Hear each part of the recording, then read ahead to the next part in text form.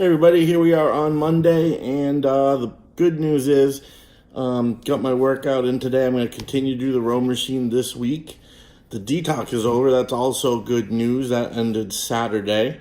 So what I'll be doing moving forward is intermittent fasting. So I'm going to do a day of 2,000 calories or less, and then a day of no eating.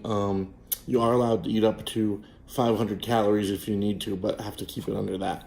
I found success when I do that in the past, so we're going to give that another try. So as far as the scale goes today, we did have a little bit of we got stuck. We went down to 307 on Saturday, and we're up to 309 today.